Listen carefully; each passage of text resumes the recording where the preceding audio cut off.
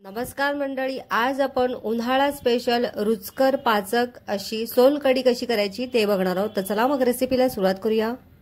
सोलकढी करण्यासाठी इथे मी 5 ते 6 कोकम गरम पाण्यामध्ये भिजत घातलेले आहे।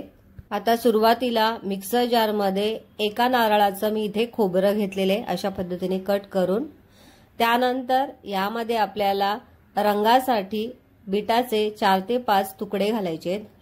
बीट घातल्यानंतर इथे मी 3 हिरव्या मिरच्या, 3 लसणाच्या पाकळ्या आणि 1 आल्याचा तुकडा घातलेला आहे। आता यामध्ये आपल्याला चवीनुसार मीठ घालायचे। मीठ घातल्यानंतर इथे मी अर्धा चमचा जिरं घेतलेलं आहे। जिरं घातल्यानंतर यामध्ये आपल्याला अर्धा चमचा साखर घालायची आहे। साखर घातल्यानंतर यामध्ये साधारण 1 कप आपल्याला पाणी घालायचे आणि हे मिक्सर मधून छान असं फिरवून घ्यायचंय। आता मिक्सर मधून फिरून झाल्यानंतर तुम्ही इथे बघू शकता मस्त असं बारीक वाटून तयार झालेलं आहे। आता इथे मी एक गाळणी घेतलेली आहे। या गाळणीमध्ये आता आपल्याला हे सर्व गाळून घ्यायचंय। आता हा खोबऱ्याचा जो चव आहे तो छान असा गाळून घेऊया।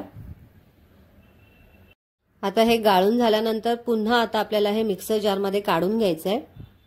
आता पुन्हा आपल्याला या मिक्सर जार मध्ये 1 कप पाणी घालायचंय आणि फिरवून घ्यायचंय। आणि आता पुन्हा आपण हे गाळून घेणार आहोत। ही प्रोसिजर फक्त आपल्याला 2दाच करायची आहे, जास्त पाण्याचा वापर करायचा नाही, नाहीतर आपल्या सोलकढीची चव निघून जाईल।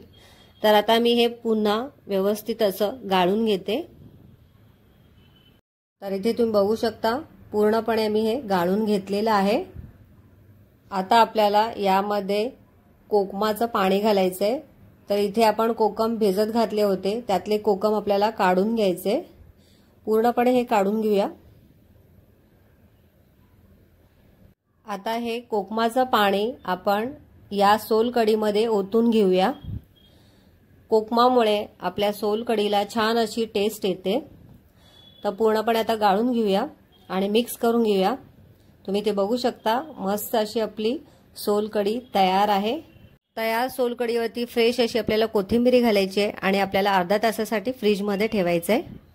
अर्धा तास झालेला आहे आणि सोलकढी छान थंडगार झालेली आहे। आता ग्लास मध्ये सर्व करूया आणि मस्त पाचक अशा या सोलकढीचा आस्वाद घेऊया।